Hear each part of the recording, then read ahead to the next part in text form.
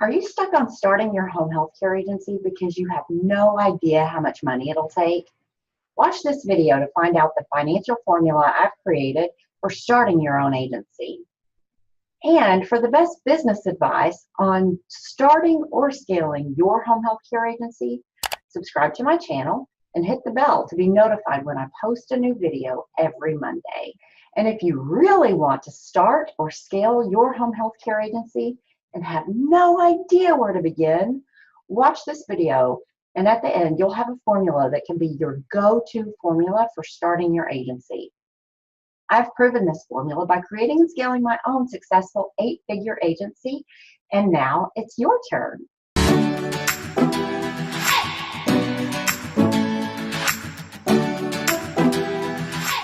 I see posts and I'm constantly asked, how much do I need to start my own home healthcare agency?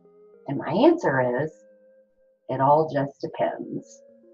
Now, I know you'd rather have a rough number, but here is my estimate of a formula. The questions you need to consider are, number one, are you starting a medical agency or a non-medical agency? If your agency is medical, your costs are going to be higher than if it's non-medical. Number two, are you a clinician? Are you going to be able to provide the services for your patients while you're waiting for your agency's state survey? You'll have to have a minimum number of patients on service while you wait. So if you aren't a clinician and you're starting a medical agency, your costs are going to be higher because you're going to have to pay for a therapist or a nurse to provide those medical services.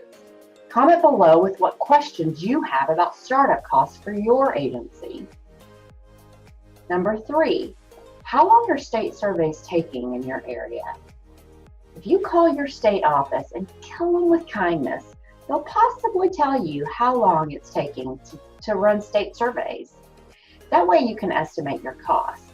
So if they report that the survey process is about 6 months out, you will need operational expenses for probably, I would guess, 6 to 9 months.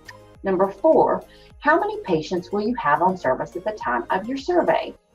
Center for Medicare and Medicaid Services and your state will require that you actively be seeing a specific number of patients, usually about 10, per their physician's orders. Find out how many patients you'll provide services for at a minimum. And until you're licensed, I would suggest you only provide care for the minimum number of patients that you can. And some other factors you'll need to consider are, number one, will you be paying rent or are you going to be operating out of your home? Two, how much are you marketing? Number three, do you already have all the office supplies you'll need? Comment below to let me know where you are in the process and what questions you have. So let's just take it for instance. This is just a scenario, but you can fill in your own blanks. Let's say the survey takes about 6 months. You have to have 10 patients on service. And you're starting a medical agency providing therapy services, and you're not a clinician. And therapists are reimbursed about $50 an hour. And you're asking for your clients to be seen twice a week. You would take 6 months, and you would find 6 months is equivalent to 26 weeks. And 10 patients twice a week is equivalent to 20 visits a week. 26 weeks times 20 visits is equivalent to 520 visits conducted in just a 6-month period. And 520 visits times $50 is equivalent to $26,000 in payroll for a 6-month period.